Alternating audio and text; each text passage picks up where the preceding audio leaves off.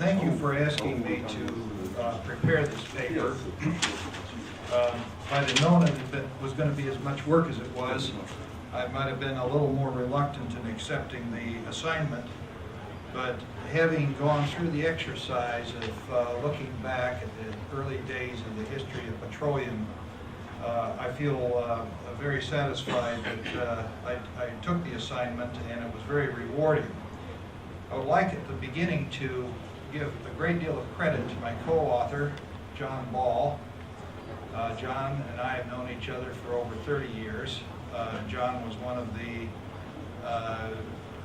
real important components in the petroleum division from about 1944 to, well, he's still active with the division as much as he can be.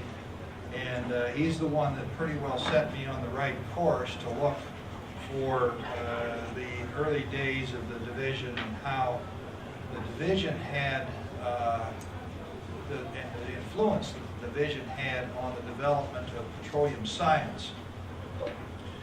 Looking at the history, the earliest record I could find of mention of the petroleum division is 1918, when Ralph Matthews of Shell wrote the American Chemical Society on the behalf of some 50 individuals who were then part of the Division of Industrial and Engineering Chemistry, and requested the ACS form a division of petroleum chemistry.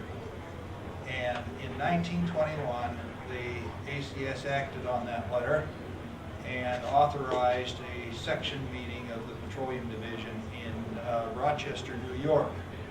And 75 people showed up for that meeting and formed the division, which was still a section then. It took about one more year before the ACS then converted it to a full division.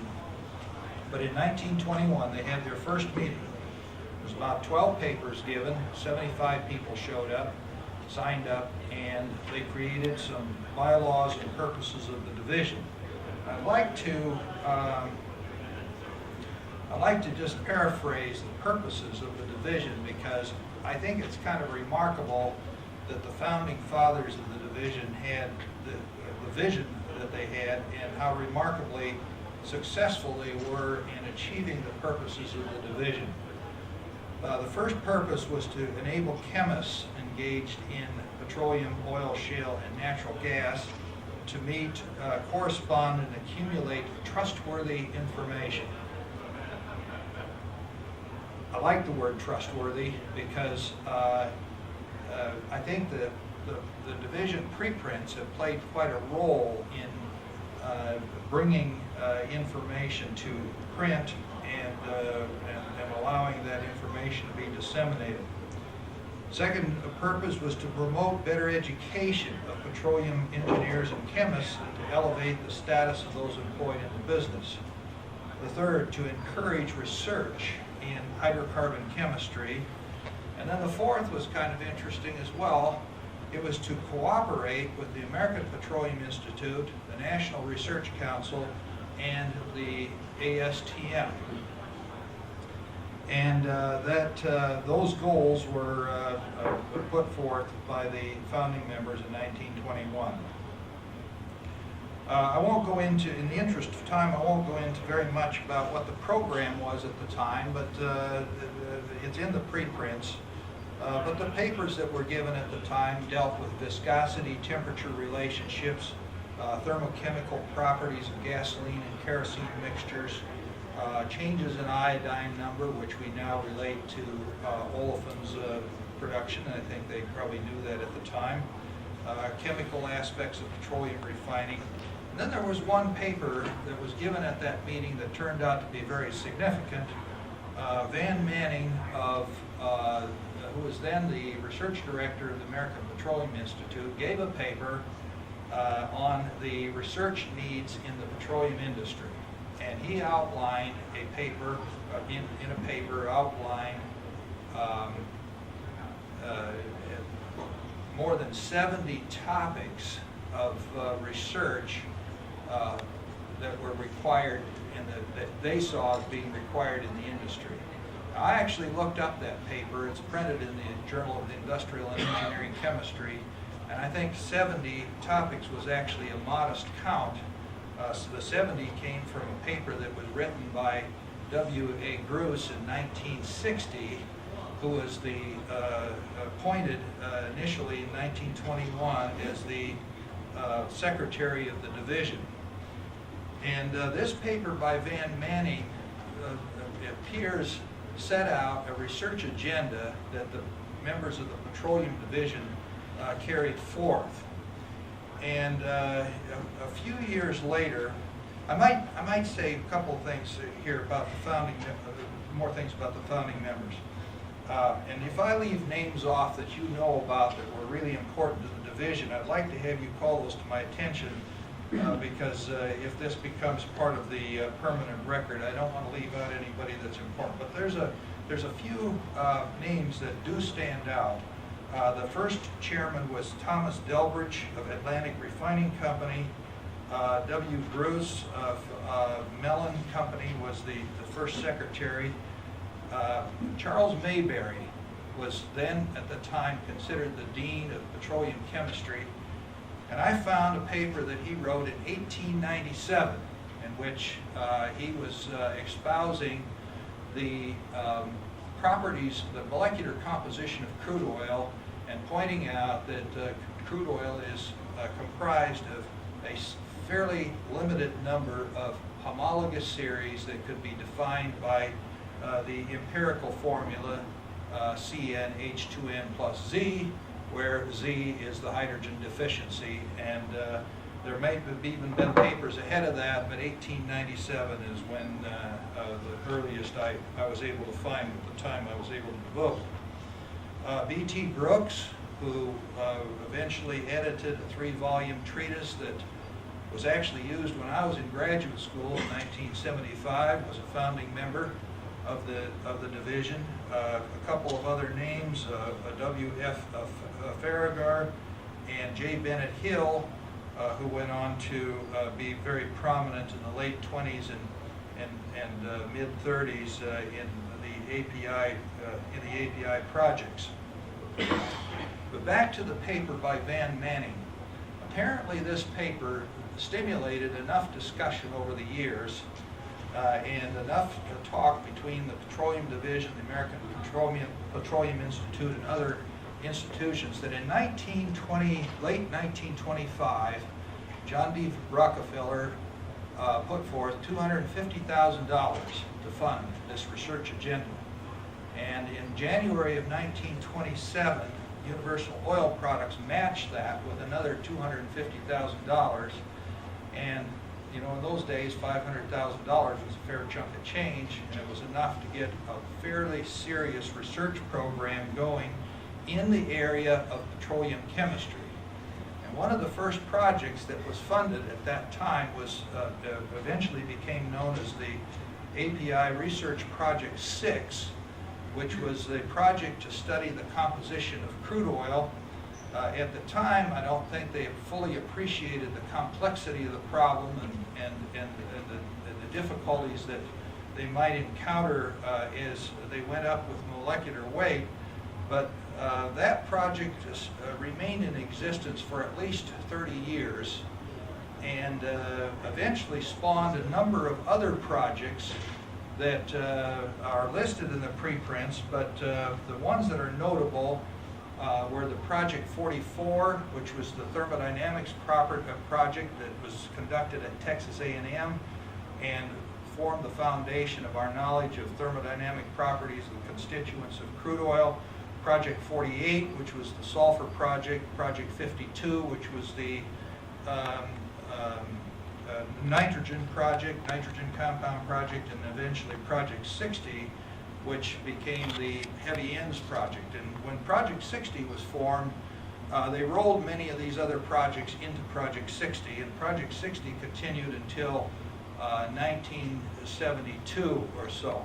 Now the reason I know some of this history is that when I was first out of school with a chemistry degree in 1967, my first job was to work with the U.S. Bureau of Mines on Research Project 60, and I got my career start with the history of these early projects. John Ball, my co-author, was actually the director of Project 4852 back in the 40s and 50s, and so there's this history. Now, the reason that these API projects are important is because they were the foundation, or the fundamental science foundation of the petroleum chemistry as we know it today. And there was a strong interaction between the American Petroleum Institute, the U.S. Bureau of Mines, the ASTM, the Petroleum Division. Congress got involved because they actually funded this project in cooperation with the American Petroleum Institute in the early 40s. And the information that was coming out of these projects formed a large portion of the agenda for the Petroleum Division, and you could see this through the preprints as they were developed through the years. In fact, I left out a very important part of this story. In 1921, one of the objectives, one of the bylaws of the division was to preprint papers, and they started preprinting papers in 1921. They did it by mimeograph technology. I remember having a mimeograph in my home when I was young, and my father would make mimeographed manuscripts and papers by typing on these little onion skin sheets of paper, wrapping them on these pads, ink pads, cylindrical ink pads, running them off one page at a time. Very troublesome, very tricky. But if you knew what you were doing, you could, and you kept care of your instruments, you could actually reproduce articles with some ease. And that's the way the preprints were developed from 1921 until about 1937 or so. There's one individual that became involved in the division late in the 20s. His name was Terry Wagner. Terry Wagner took it upon himself to be the overseer of the development of preprints. And I think we owe a lot of credit to Terry for the early days of institutionalizing preprints with the division. In 1937, he began the practice of collecting the papers ahead of the meeting, retyping them and recasting them in a single style and format, and binding them in a book and having that book available to the division members. And I actually have seen a copy. In fact, I think I might even have a copy in my office of this publication in 1937, and it's a neat little book, perfect bound, square binder, all in the same type style. And that practice continues, has then continued to this day, where the division has pre-printed papers. Now, in 1945, there was an interesting event that took place. I find notable. One of the federal government offices canceled the ACS meeting for lack of transportation and hotel space in New York City. And because the division had already pre-printed their papers, they held a meeting in print. And I looked at that particular preprint from 1945, and it had 20 papers in it and 300 pages, and I actually read a number of those papers. And it's very remarkable about the science that was being developed at that time. We've heard other talks this morning. We'll hear some more this afternoon about the technology that was being developed during those years. And it's a little hard, in my mind, even throughout the years, making the direct connection between the science of petroleum and the technology of petroleum. And I actually think that there's been kind of a historic disconnect over those years. I might have a little more to say about that later. But the fact that the science was being developed in these early years and archived in preprints, I can't help but think has had a significant effect on the way the technology has developed over the years. About the end of 1940, there was quite a change in the division. There was some bylaw changes, and at that time they instituted the position of managing editor for preprints. Now, my own suspicion is that the reason that they instituted a position of managing editor is that they wanted to formalize what Kerry Wagner had been doing for 20 years and make it into a position that could be passed on to successors. And the first person to become the managing editor, and there's a few years missing in here, but the first person that I can understand that became managing editor was Alex Oblad, who was the chairman, who had been the chairman of the division in 1955, and then became managing editor right after his tenure as chairman was up. And Alex Oblad instituted the practice of serializing the preprints. So today, when we see volume 46 or 48, wherever we are today, that dates back to 1956, but that isn't where preprints started. That was just where they started to serialize the preprints. Now, a few years earlier, the preprints had formed the basis of the Advances in Chemistry series number 5, and the book. And about that time is when the earliest records that I could find of abstracting the preprints occurred. And beginning at about 1950, Chemical Abstracts started picking up the papers in Chemical Abstracts and of the preprints. And from that time on, there began to be a worldwide audience for the papers that were in preprints. Eventually, in the 60s, the membership grew to about 3,000 members.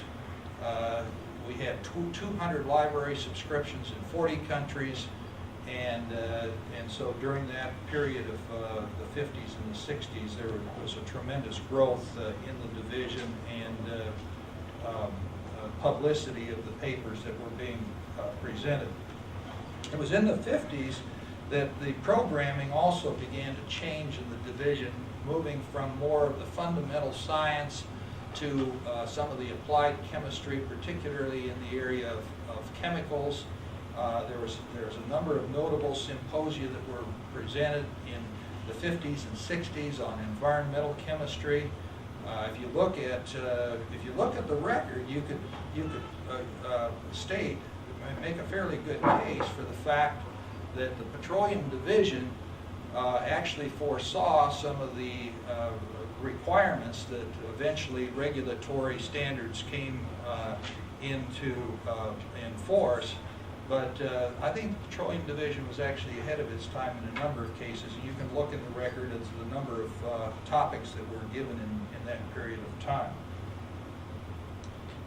Where am I on time, Norm? Pretty close. Okay. Let me skip through then quickly. John Ball became the managing editor in about 1969, I believe. He took over from Alex Oblad. And Alex had, I should say one other thing. Alex Oblad was my mentor for my PhD work. He had had quite a history. He had worked on fluid catalytic cracking with Houdry Corporation, Mobile. Eventually went on to be vice president for engineering research at M.W. Kellogg, and he had quite an industrial career. And I had worked on these API projects for about 6 or 7 years, and when I decided to go back to graduate school, I looked around the whole country to look for a professor that I didn't have to educate on what it was I wanted to do for research. And I found Professor Oblad at the University of Utah, who was then the Dean of the College of Mines and Minerals Industries, and went to the University of Utah because he was there. He was also the person who then introduced me to the petroleum division in the mid-70s. And so in some ways, talking about this history is really kind of talking a little bit about the history of my roots and the career that I have pursued over the past 30 years or so. But going back to the 60s and 70s, John Ball was the managing editor in '69, and he expanded the managing editor's responsibilities to 6 individuals. He brought in associate editors, the purpose of which was to provide a certain kind of technical review of the papers prior to their pre-printing. And that functioned pretty well for quite a few years. In fact, Art Rescorla and Jack Gould and Art Rescorla followed him and carried on that practice.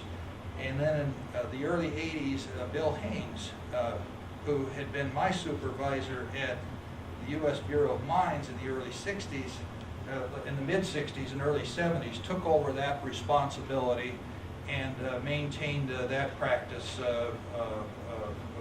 as long as he was able to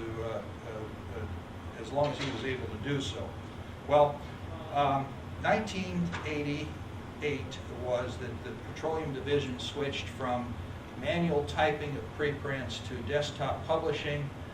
Today there's an expectation that we will now go to online gathering of the papers, and so there's going to be some changes that occur from here on out. Let me conclude. You can see for yourself in the recent times what kinds of topics we covered in preprints. I believe that I've figured out that there's been about 35 or 40,000 pages of text that have been printed in preprints. Perhaps as much as 50% of that doesn't appear anyplace else in the literature. It's a nice body of information that I would like at least to see somehow made more generally available even today as an archive of information. The ACS has all this on microfilm, but with the days we have in the now with the internet, I'd like to see somehow an effort made to make that much more available. Conclusions that I have come to in looking at the history. First, I think it was kind of remarkable that the founding fathers of the division had the vision and the leadership to pull off what they did. Within a few years, they had really accomplished all the objectives for which they had set up the division. And there was a lot of good individuals over the years that have kept it going and kept it viable and vibrant to the case that we have today. The pre-printing kind of formalized the mission of the division, and I think that the preprints have served a very useful purpose in formalizing the results of work in the field of petroleum and chemicals, and have served the purpose of disseminating information not only to the people that are that attend the meetings, but reach out to the membership and through the libraries to the world community. These are generally first results. These are results that haven't been published.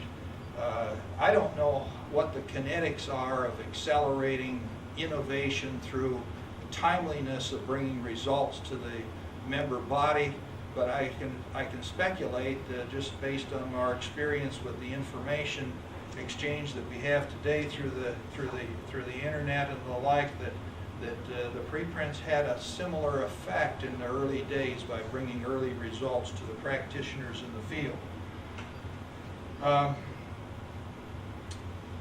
From the beginning, the connection between the science and technology has been, maybe not has been as direct as one might expect, but, and in fact there's been some parallel paths that have been taken in this regard, and maybe the concluding thought that I come to from having looked at these 80 years of history is that maybe the next few years is the time when the fundamental science becomes a stronger basis for the development of the technology of the future, and this connection back to the molecular level with the new technologies of the future, I think, is where the new R&D and where the next developments will be made. Thank you. Thank you very much, Jim.